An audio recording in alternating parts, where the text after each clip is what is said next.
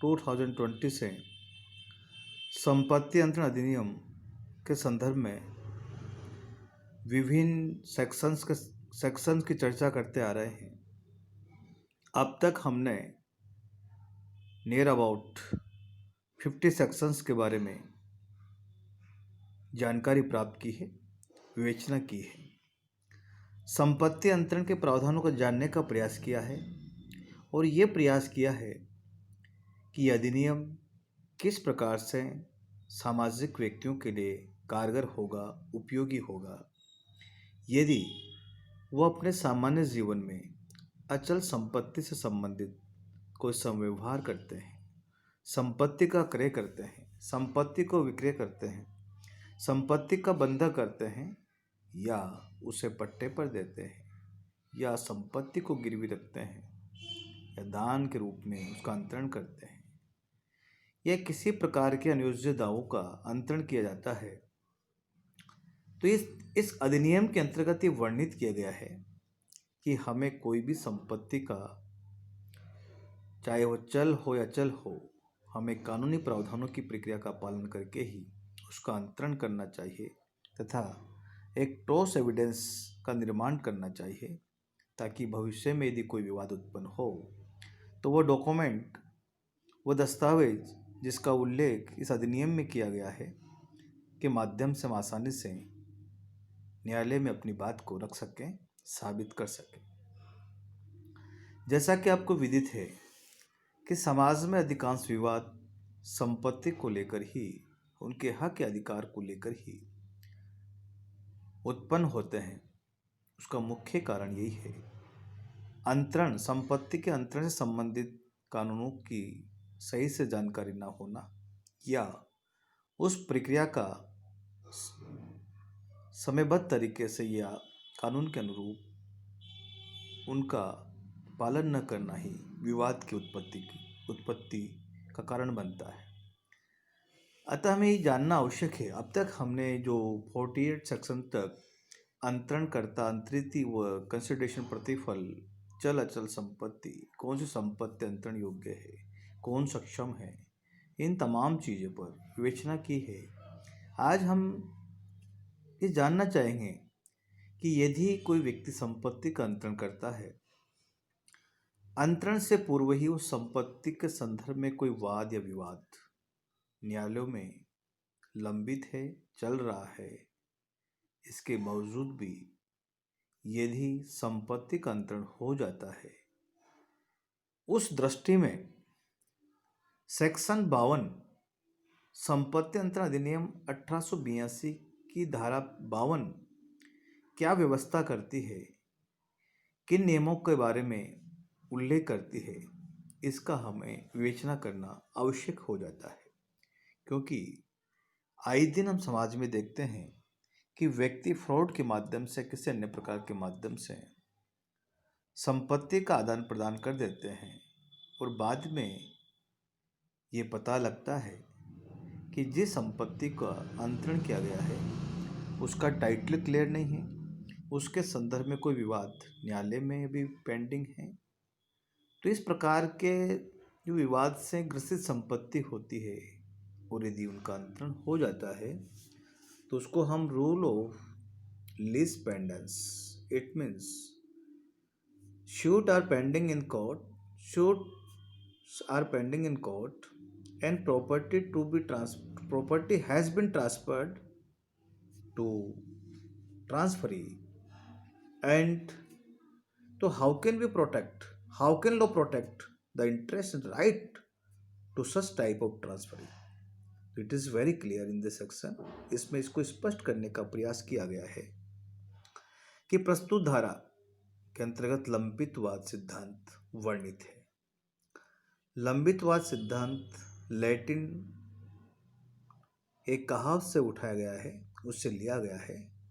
उट लीटे पेंडेंट निहिल इनोवेटूर। इस मैक्सिम का जो तात्पर्य होगा कि वाद लंबित रहने की अवधि में कोई नई तथ्य का समावेश नहीं किया जाएगा। अर्थात जब तक न्यायालय किसी विवादाग्रस्त संपत्ति के संदर्भ में स्थिति स्पष्ट नहीं कर देता है, सक्षम स्तर पर विवादों का निस्तारण नहीं कर देता है, या अंतिम निर्णय नहीं देता है, या हक या अधिकारों का कानूनी रूप से डिग्री के माध्यम से उल्लेख नहीं कर देता है,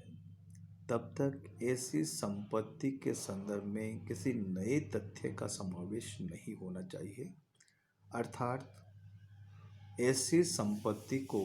अंतरण नहीं करना चाहिए। यह एक सामान्य सिद्धांत है। परंतु संपत्ति अंतरण अधिनियम के अंतर्गत ये भी वर्णित किया गया है कि कभी कभी इस सिद्धांत की विपरीत भी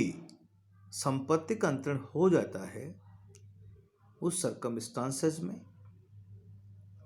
कानून में क्या व्यवस्था की गई है, अंतरिति व अंतरणकर्ता के अधिकारों को किस हद तक संरक्षण प्रदान किया गया है, या उनके अधिकार व दायित्व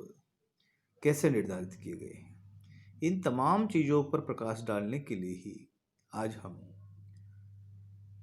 इस लेक्चर में विवेचना करेंगे। तो आपको स्पष्ट हो गया है कि मुकदमे के दौरान पक्षकारों में से कोई किसी को अचल संपत्ति का ऐसा अंतरण नहीं करना चाहिए। तो this is the precautionary steps, we shall have to follow this steps during the lease pendency.